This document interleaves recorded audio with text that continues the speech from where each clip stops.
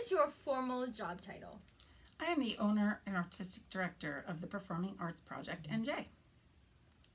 How long have you been working in this job, and what other work have you done in the past?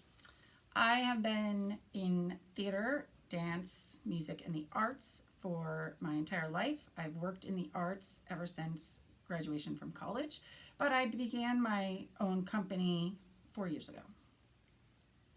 What are some of your typical responsibilities? In addition to all of the artistic duty, I also deal with all the managerial responsibilities, such as hiring, mentoring the employees so that they can be part of our TPAP mission. What kind of leadership or management work do you do in your current job? Well, Chloe, as I just mentioned, I have to deal with all of the employees, and that takes a great deal of management. I also have to deal with all of the kids in the programs. For example, one play we had 65 kids, and that becomes difficult to manage if you don't know what you're doing and you don't make sure you have all the tools in place to be able to handle that. What parts of your job might qualify as conflict or competition with other people? At TPAP NJ, we really try to take what is often a high competition and conflict environment, and we try to even the playing field and be inclusive. So in our shows, in one show, someone may be the lead, but that person will not be the lead in the next show. And our goal is to reduce the amount of conflict. We have a very strict policy of only kind words and kind actions. It's not about competition, it's about kindness. In Sun Tzu's Art of War, Sun Tzu writes that the moral law causes the people to be in complete accord with their ruler so that they will follow him regardless of their lives, undismayed by any danger. Here, Sun Tzu is discussing the moral law, which is the reason the fighters follow their ruler or leader no matter what. How do you think this idea of moral law applies when you are teaching young kids, and how do you enforce it? The moral law is our mission, which is kindness, and all of our teachers and our students do have to adhere to that moral law no matter what. And if we hear someone being rude or mean to someone else, anyone who hears that, even other kids in the program, are supposed to stop it right away. Definitely the moral law of kindness and respect towards each other rules the day. Sun Tzu states, "Attack him where he is unprepared, appear where you are not expected." This quote explains the importance of being unexpected by the enemy, making sure to not give away any plans that were made to attack. How can this idea of sneak attacks relate to your job as a theater teacher when you're teaching certain classes or directing a show?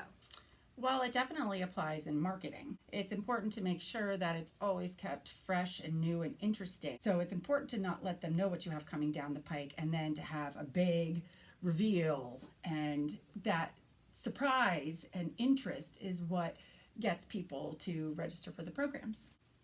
Sun Tzu writes, "Thus do many calculations lead to victory, and few calculations to defeat."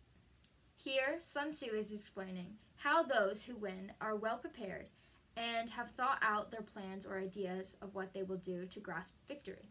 When directing a show, what calculations or preparations do you make to make sure that it is the best it can be? Certainly, preparation is key. It's important to calculate the number of kids, the number of roles. It's important to calculate ahead of time what kids are able to sing what songs and what they're comfortable with if some kids don't want to have to sing. And it's important to also take into consideration performance situation. Where will the performance be? How many people can come? How are we selling tickets? How much are the tickets? And so on and so forth. So it takes a lot of preparation. Sun Tzu brings up the point, "If you lay siege to a town, you will exhaust your strength." In this quote, Sun Tzu is saying how if an army surrounds the enemy with the intention of fighting, and they stay there a long time, they will tire themselves out and therefore will not fight as well. How can this statement relate to students tiring themselves out before performance, and how can it be prevented? That's a good point, Chloe. A lot of times we have kids who warm up before the performance. They practice and practice and practice and practice, and they are so intent on practicing their songs over and over and over and over right before a performance that by the time it's time to perform, their voices are hoarse and they lack, just like in the quote, they lack the energy, and it ends up being the least interesting performance they've done because they over practiced. So it is very important to make sure that there is a little bit of vocal rest and also just body rest before performing. Sun Tzu writes that a leader can bring misfortune to his army by attempting to govern an army in the same way as he administers a kingdom, being ignorant of the conditions which obtain an army. This quote describes how an army will not do well if it is not governed the way it needs to be. If a leader controls his or her army forces like a kingdom rather than an army, they are not being trained the right way and they will not be as successful. How do you make sure that your students are being led the way that is best for them? It's very important to diversify among the children because each child is at a different level with experience, with their own growth and development, and with their confidence and comfort. So making sure that each child has a role that is suitable to them is very important in an art setting. Sun Tzu states that he will win whose army is animated by the same spirit throughout all its ranks. This means a good army works as a team and is empowered by each other to win. How does this relate to team effort in your students while working on a show? I love that you asked that question because that is really super important, and it's something that I emphasize with the teachers and with the students, that my talk on the first day of class or rehearsal is always, from this day forward, we are a theater family. And that means we watch out for each other. Our performance is only as good as the weakest person on the cast. So it's our personal job to make sure that nobody is weak on the cast. And how do we do that?